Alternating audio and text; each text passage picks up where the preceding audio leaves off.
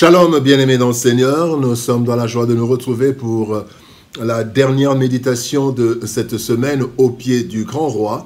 Nous sommes le samedi 9 mars 2024 et nous vous saluons au nom de notre Seigneur et Sauveur Jésus-Christ. Pour notre méditation de ce jour, nous allons lire un texte dans l'Ancien Testament, dans Josué. Josué chapitre 1er, verset 9, et nous allons lire dans la version Louis II. Voici ce que déclarent les Écritures. Ne t'ai-je pas donné cet ordre? Fortifie-toi et prends courage. Ne t'effraie point et ne t'épouvante point, car l'Éternel ton Dieu est avec toi dans tout ce que tu entreprendras. Ordre de victoire. Ordre de victoire, tel est le thème de notre méditation de ce samedi 9 mars 2024. Bien-aimés dans le Seigneur, dans le contexte hostile et difficile de la vie, la tendance serait de se relâcher, de se lamenter ou même de fuir carrément. Certains empruntent la voie de la facilité ou de la compromission et se retrouvent pris au piège du mal. D'autres mettent même fin à leur vie.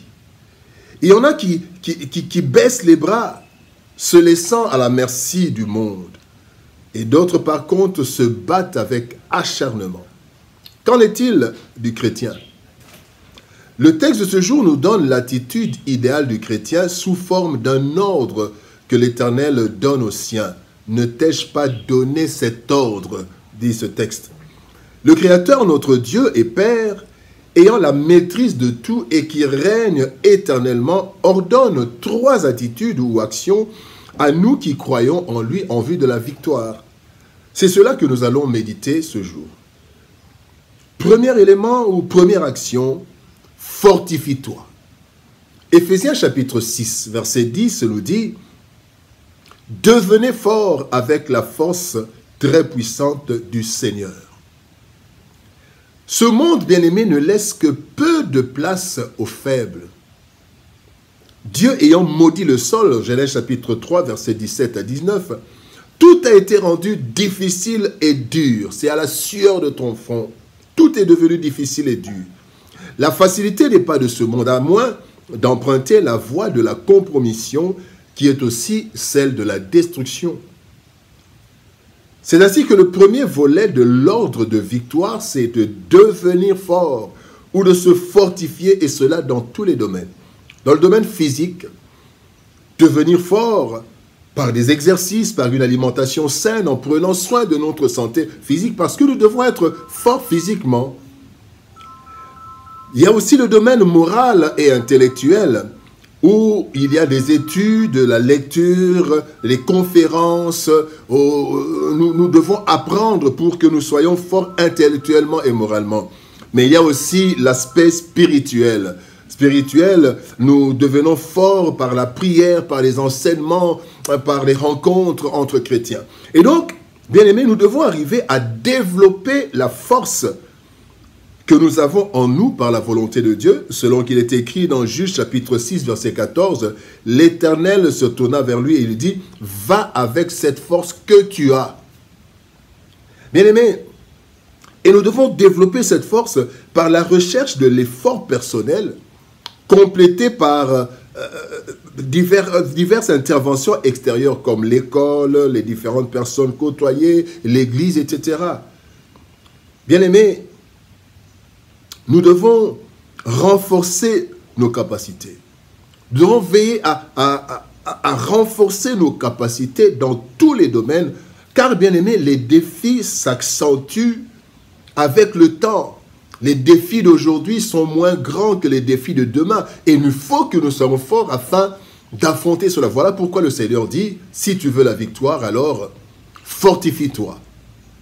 Deuxième action dans l'ordre de victoire, Dieu dit, prends courage. Dans Jean chapitre 16, verset 33, le Seigneur Jésus-Christ dit, je vous ai dit ces choses afin que vous ayez la paix en moi. Vous aurez des tribulations dans le monde, mais prenez courage, j'ai vaincu le monde. Le courage, bien-aimé, est différent de la force, car c'est une disposition de l'âme qui nous fait supporter des choses dures et qui nous fait braver des dangers, des défis. On peut être fort sans être courageux. Et on peut être courageux sans être fort. L'idéal, c'est d'être fort, fortifie-toi, et courageux. Prends courage. Nous devons être capables d'affronter les défis et les combats de la vie et ne jamais les fuir. Ce courage provient d'abord de la confiance que nous avons en Dieu. Le psaume 37, verset 5 nous dit « Recommande ton sort à l'Éternel, mets en lui ta confiance et il agira. » La confiance que nous avons en Dieu nous donne du courage. Deuxième source de courage, c'est la confiance que nous avons en nous. Bien aimés, nous devons avoir confiance en nous-mêmes. Dieu dit à Gédéon, dans Juge 6,14 que nous avons cité, « Va avec cette force que tu as. » Nous devons savoir que nous avons une certaine quantité de force, une certaine capacité déjà en nous. Nous devons avoir confiance en nous. Et troisième chose, nous devons avoir confiance en notre alliance avec Dieu. L'alliance avec Dieu. Job chapitre 19, verset 25, Job dit, dans toute sa faiblesse, il dit, « Je sais que mon Rédempteur est vivant, il s'élèvera le dernier. » Il ne dit pas « Je sais que Dieu est vivant ». Là, c'est la confiance en Dieu. Mais ici, la confiance en l'alliance. Il dit « Mon Rédempteur ». Donc, il y a une relation avec Dieu, cette alliance, et je crois en cette alliance. J'ai confiance. Bien-aimé, le courage n'écarte ni la peur ni l'échec. Mais le courage écarte l'abandon et la résignation au dictat de ce monde. Je tombe, je me relève. J'échoue aujourd'hui, je continue demain. J'ai peur, mais j'avance. Troisième élément dans l'ordre divin, dans l'ordre de victoire, Dieu dit, n'aie pas peur. Ésaïe 41, verset 13 nous dit, car je suis l'Éternel ton Dieu, qui fortifie ta droite, qui te dit, ne crains rien, je viens à ton secours. La peur, bien-aimé, c'est une arme du diable. La peur nous décourage et nous fait voir une dimension exagérée du défi ou de l'obstacle, ainsi que nous voyons dans le chef des 10 espions qui étaient envoyés. Il y en avait 12, mais 10, voici leur récit. Nombre chapitre 13, verset 31, et vous pouvez continuer jusqu'au verset 33, il est dit, « Mais les hommes qui étaient allés avec lui dire, « Nous ne pouvons pas monter contre ce peuple, car il est plus fort que nous. » Et quand vous continuez, ils disent, « Nous étions à leurs yeux et aux nôtres comme des sauterelles. » Mais comment savez-vous que vous étiez à leurs yeux comme des sauterelles? La peur. Bien-aimés, à cause de la peur, nous ratons des opportunités, nous abandonnons facilement, nous commettons des erreurs à cause de la peur. À cause de la peur, nous donnons la force à l'ennemi. La peur, bien-aimés, bien qu'étant un sentiment humain normal, doit être combattu en réalisant 3 choses. D'abord, aucune épreuve, aucun combat que Dieu nous laisse n'est au-dessus de nos forces, selon 1 Corinthiens 10, 13.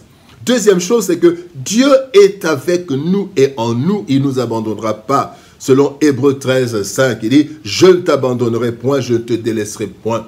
Et savoir aussi que rien ne peut nous séparer de l'amour de Dieu, qui est le plus grand bien. Même si la mort arrivait, mais rien ne peut nous séparer de Dieu, de son amour.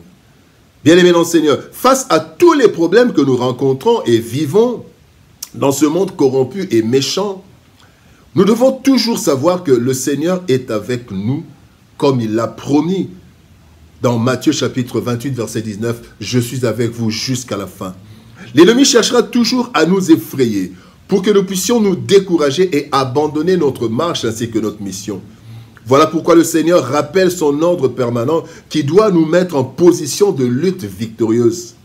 Devenir fort et courageux sans rien craindre, car lui qui est en nous a la maîtrise de tout et nous donne la victoire dans tout ce que nous entreprenons avec lui. Cet ordre est un ordre de victoire que nous devons exécuter. Prions. Père, nous te bénissons et te rendons grâce. Toi qui connais les réalités de ce monde, les défis qui se présentent à nous, tu viens nous donner cet ordre. Tu nous rappelles cet ordre. Nous devons être forts, courageux et ne rien craindre. Aide-nous par la puissance de ton esprit, afin que nous puissions, Seigneur de nos gloires, braver, chasser la peur, nous puissions braver les dangers et que nous sachions que tu es avec nous, qu'il y a une force en nous et que ta main est toujours sur nous. Bénis ta parole, Éternel, et bénis ce week-end. Au nom de Jésus-Christ, nous avons ainsi prié. Amen.